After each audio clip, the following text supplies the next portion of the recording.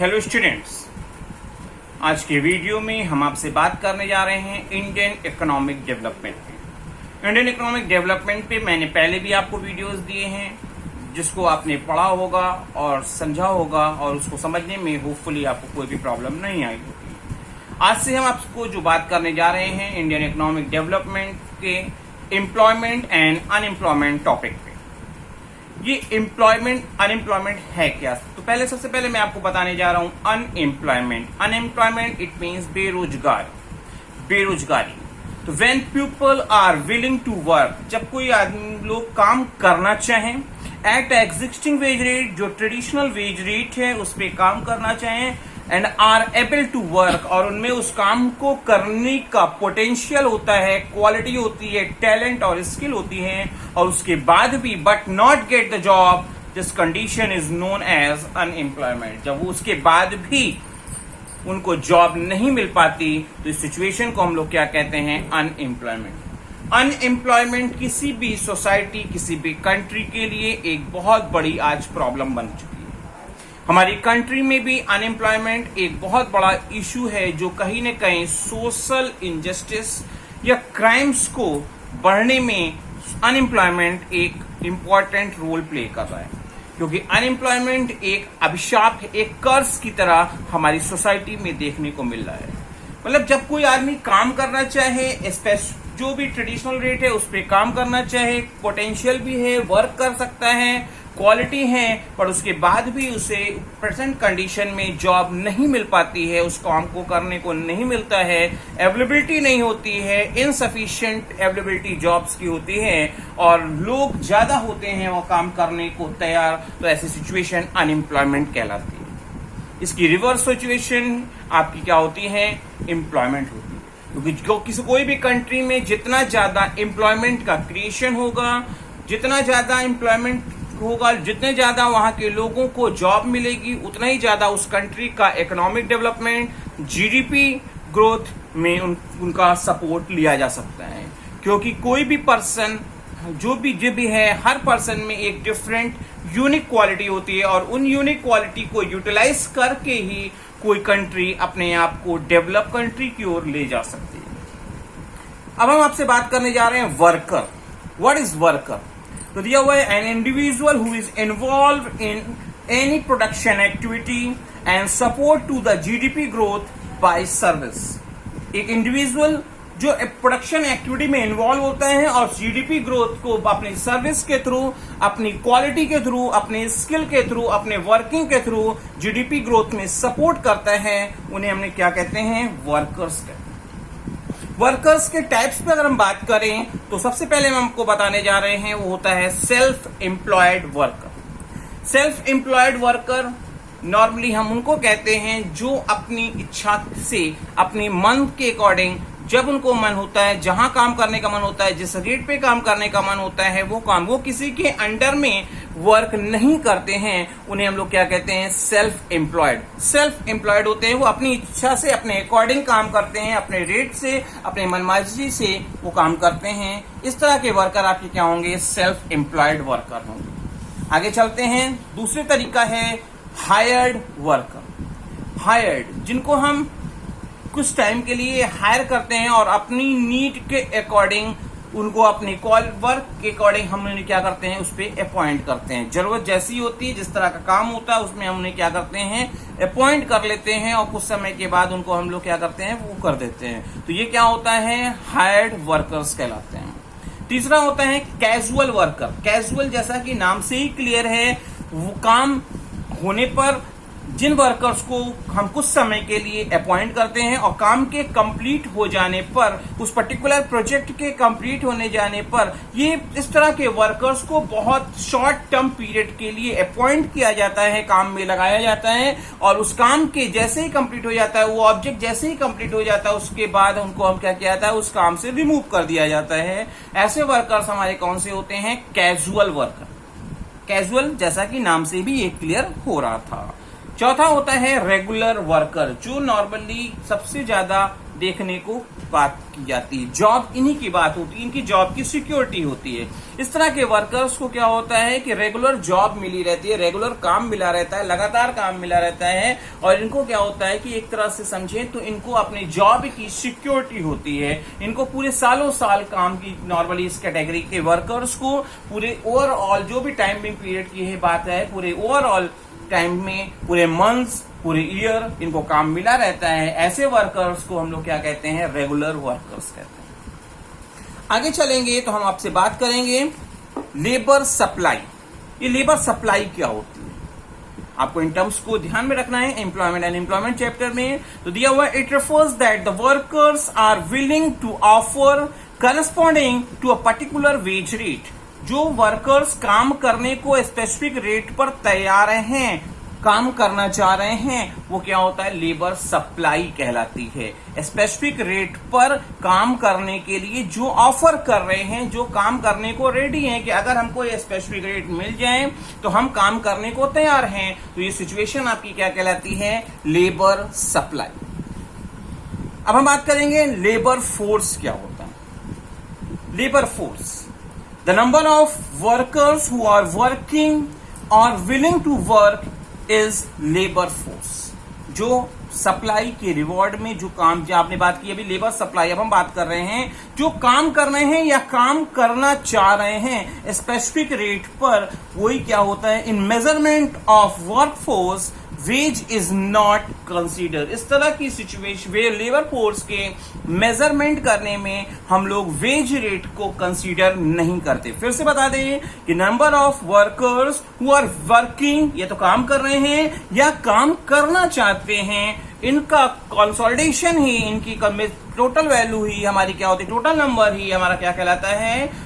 वो आपके work force. Work force के मेजरमेंट करते समय हमारे को वेज रेट क्या है, आपका ट्रेडिशनल वेज रेट पे या किस रेट पे वो काम करने को तैयार हैं, इस बात पे हम फोकस नहीं करते, इस बात को ध्यान में नहीं रखते। और ये सिचुएट अमाउंट आपकी, ये नंबर्स आपके जो वर्कर्स के होते हैं वो क्या कहलाते हैं? Labour force. अब हम आपको बात करेंगे वर्क फोर्स। क्या होता है वर्क फोर्स? तो बात करेंगे the number of person who are involve in working, या तो किसी न किसी प्रोजेक्ट में इन्वॉल्व है, किसी एक्टिविटी में इन्वॉल्व है, किसी सर्विस में इन्वॉल्व है, या काम who are not working but willing to work, या तो इन्वॉल्व है या इन्वॉल्व नहीं है तो वो काम करना चाहते हैं, और इन दोनों का कंसोलिडेशन ही आपका क्या कहलाता है? वर्क फोर्स कहलाता है। वर्क फोर्स की सिचुएशन में वेज रेट को भी कंसीडर किया जाता है। वर्क फोर्स का आपको अगर कैलकुलेशन करना है, वर्क फोर्स निकालना है तो कैसे निकालेंगे? Labour force minus number of person who are not getting the job. Labour force अगर आपको पता है और आपको पता है कि लोग जो काम करना चाहते हैं मगर उनको जॉब नहीं मिली है, उसमें से आप हटा दीजिए, तो रेस्ट ऑफ अमाउंट जो नंबर्स आएगा वो आपका क्या होगा? वर्क फोर्स कहलाएगा। वर्क फोर्स का मतलब ही यही होता है जो काम में है या जो काम नहीं कर रहे हैं मगर काम करना चाहते हैं, उनको हम लोग जो कंसोलिडेशन करते हैं एज पर वेज रेट के अकॉर्डिंग इन्वॉल्व करके, वो हमारा वर्क फोर्स कहलाता है। नंबर ऑफ पर्सन्स अनएम्प्लॉयड की अगर हम बात करें तो वो कैसे निकाला जाता है? Number of labour force minus work force. Labour force minus work force कर दें तो हमको पता चल जाएगा कि नंबर ऑफ कितने आपके अनएम्प्लॉयड हैं। मतलब क्या है? लेबर फोर्स जो कहीं ना कहीं काम में को करना चाहते हैं, वेज रेट को कंसीडर नहीं करते, और वर्क फोर्स का मतलब है कि जिनको एक स्पेसिफिक रेट पर काम मिला है या नहीं मिला है, उन दोनों का डिफरेंस जो होता है वो होता है अनएम्प्लॉयड। कहीं ना कहीं जो आपके इन्वॉल्व नहीं हुए वो आपके क्या कहलाएंगे? अनएम्प्लॉयड कहलाएंगे। आपसे पूछा जाए रेट ऑफ अनएम्प्लॉयमेंट कैसे मेजर किया जाता है, तो रेट ऑफ अनएम्प्लॉयमेंट का मेजरमेंट करने के लिए आपको पता होना चाहिए कि आपके टोटल नंबर ऑफ अनएम्प्लॉयमेंट है क्या, upon labour force into 100, upon labour force जो काम कर सकते हैं इंटू 100 कर देंगे तो आपको पता चल जाएगा कि number of percent of unemployment आपकी कंट्री में या किसी भी कंट्री या सोसाइटी में रेट ऑफ अनएम्प्लॉयमेंट की पोजीशन क्या है। आगे बात करेंगे पार्टिसिपेशन रेट। पार्टिसिपेशन रेट की अगर हम बात करेंगे तो इसमें को मेजरमेंट कैसे किया जाएगा, total workforce upon total population in the country, जो भी कंट्री की पॉपुलेशन हो, सोसाइटी की पॉपुलेशन, सिटी की पॉपुलेशन, जिसका भी आपको मेजर करना है, इनटू 100 करने पर आपको पता चल जाएगा कि टोटल पार्टिसिपेशन क्या है, टोटल इकोनॉमिक डेवलपमेंट में उनका रोल क्या है। इसी को हम लोग क्या कहते हैं, पार्टिसिपेशन रेट कहते हैं। वर्क फोर्स इन इंडिया, अब हम बात करने जा रहे हैं वर्क फोर्स इन इंडिया।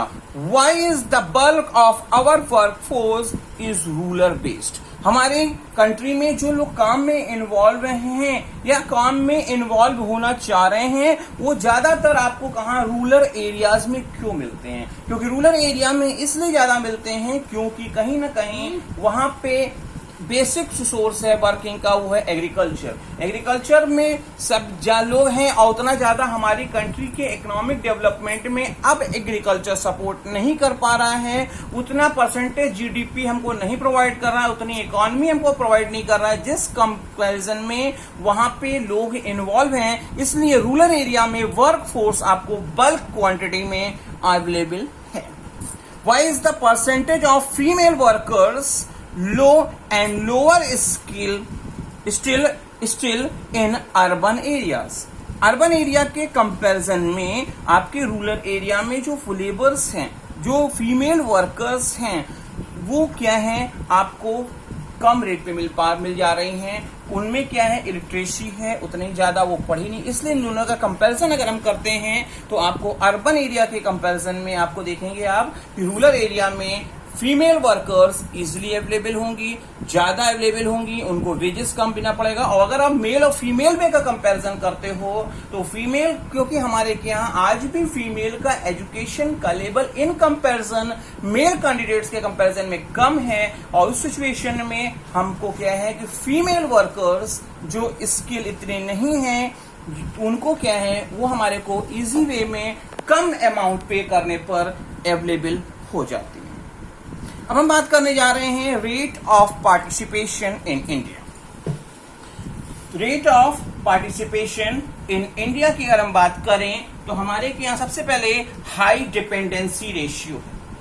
आप देखोगे आपकी हमारी कंट्री में हाई डिपेंडेंसी रेशियो, फैमिली में अर्निंग करने वाले की स्ट्रेंथ कम है, कमाने वाले कम हैं, और उस रेवेन्यू से ज्यादा बहुत सारे लोग कहीं ना कहीं लोगों की लाइफ सॉल्व होती है। उनकी क्या है कि उसी रेवेन्यू से उन्हीं से क्या कर रहे, बहुत सारे ज्यादा लोग वो हैं, उसी पे डिपेंडेंसी है। तो इसका रिजल्ट क्या होता है कि कहीं ना कहीं आपकी कंट्री में एक जो रेवेन्यू इनकम होनी चाहिए, जो इकोनॉमिक डेवलपमेंट होना चाहिए, जो स्टैंडर्ड ऑफ लिविंग होना चाहिए, वो उतनी तेजी से नहीं। तो overall rate of participation in the country is not very high, implying not many people are engaged in production activity। Production activity में इन्वॉल्व हैं, एग्रीकल्चर फार्मिंग में जरूरत से ज्यादा लोग इन्वॉल्व हैं, जिसका यूज नहीं है, जिनके कम कर देने से भी कोई फर्क नहीं पड़ जाता। ऐसी सिचुएशन का रिजल्ट क्या आता है, high dependency, high rate of participation, low level of productivity in rural area. यही बात मैंने अभी थोड़े पहले भी बोल दी कि high rate of participation agriculture sector में अगर हम बात करते हैं कि वहां पे विलेज एरिया में जो लोग हैं उनको क्या है कि पार्टिसिपेशन सभी क्या है, कहीं ना कहीं एग्रीकल्चर फार्मिंग में इन्वॉल्व है, जिनकी जरूरत नहीं है, जरूरत से ज्यादा लोग इन्वॉल्व हैं, और जिसका रिजल्ट क्या होता है, प्रोडक्टिविटी लेवल, प्रोडक्शन वहां पे क्या है, कम रिजल्ट आ रहा है। प्रोडक्शन हमको क्या है, इन कंपैरिजन जितना आना चाहिए रूरल एरिया में उतना प्रोडक्टिविटी नहीं आती, जो कहीं ना कहीं क्या है, पार्टिसिपेशन को कहीं ना कहीं को बारे में सोचना पड़ेगा, उसमें कैसे उसमें अपडेशन हो सकता है, कैसे उसमें किया जाए, कैसे उसमें इंप्रूवमेंट किया जाए, इस पे हमारे को फोकस करने की नीड है। High rate of participation for women in rural area.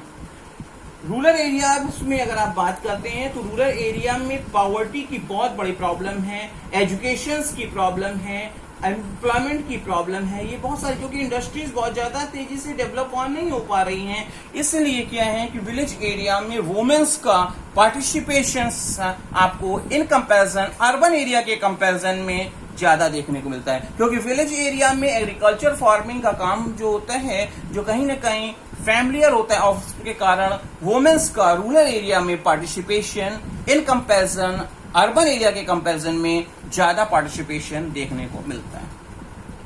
Comparison between self employed and hired workers in India.